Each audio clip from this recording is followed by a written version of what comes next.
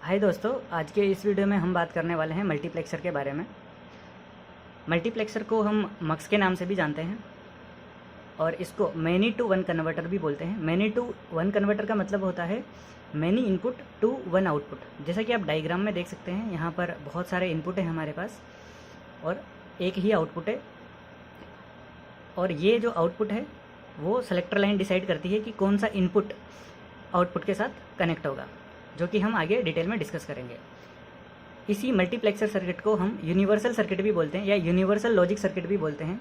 इसका रीज़न ये है कि मक्स को यूज़ करके आप किसी भी तरह का लॉजिक सर्किट बना सकते हैं, जैसे कि AND gate, NOR gate, OR gate, full adder, half adder, full subtractor, half subtractor, इस तरह के सर्किट आप मक्स का यूज़ करके बना सकते हैं। इसीलिए इसको यूनिवर्सल सर्किट या यूनिवर्सल लॉजिक सर्किट भी बोलते हैं। इसका सर्किट डायग्राम कुछ इस तरीके से दिखाई देता है। इस साइड हमारे पास इनपुट है जो कि है I0, I1 up to n, these are the inputs.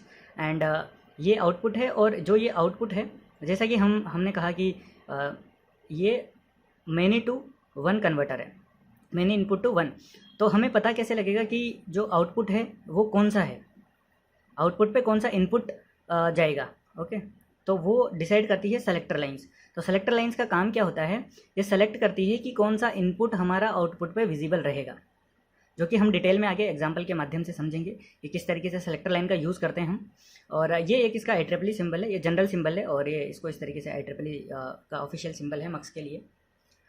इसी को पैरेलल टू सीरियल कन्वर्टर भी कहा जाता है। पैरेलल टू सीरियल कन्वर्टर का मतलब है कि इतने सारे इनपुट है, उनमें से केवल एक ही इनपुट हमारा आउटपुट पे विजिबल रहेगा। तो इतने सारे पैरेलल इनपुट को हम एक ही आउटपुट में शो कर रहे हैं, तो ये हो जाएगा पैरेलल टू सीरियल कन्वर्टर। एक साथ हम सारे इनपुट है उनको आउटपुट में शो नहीं कर सकते, इसीलिए इसको पैरेलल टू सीरियल कन्वर्टर भी कहा जाता है। और अब मक्स होता है, उसको हम देखते हैं कि इसकी वर्किंग क्या होती है, किस तरीके से ये काम करता है। तो एक एग्जांपल हम लेंगे कि जो 2:1 मक्स होता है वो किस तरीके से काम करता है।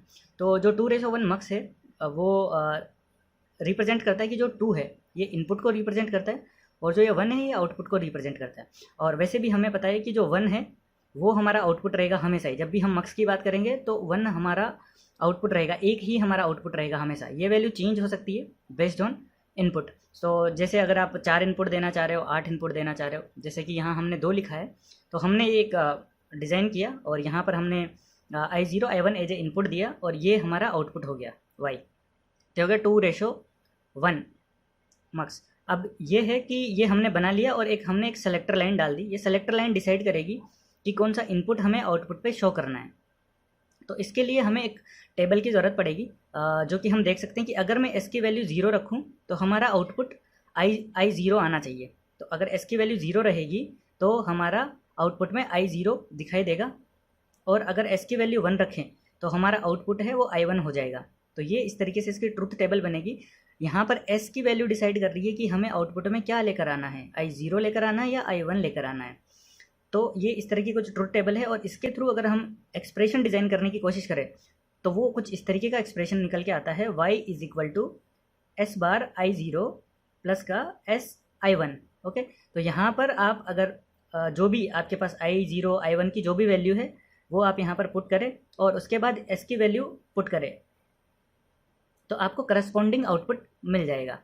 और ये इसका अगर इसको हम as a logic circuit design करने की कोशिश करें कि 2:1 है वो किस तरीके से बनता है, तो हम यहाँ पर देख सकते हैं इस तरीके का कुछ सर्किट रहता है, जैसे कि I0 और ये हमारा S है, तो यहाँ पर नोट लगाते ही ये S बार हो गया।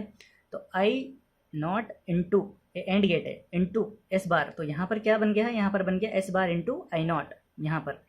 ओके, और यहाँ पर अगर हम देखेंगे ओके यहाँ पर अगर हम देखेंगे तो यहाँ पे हो जाएगा I1। ओके, I1 यहाँ पे है, यहाँ पर S है, तो ये इधर बन जाएगा I1 इंटू S।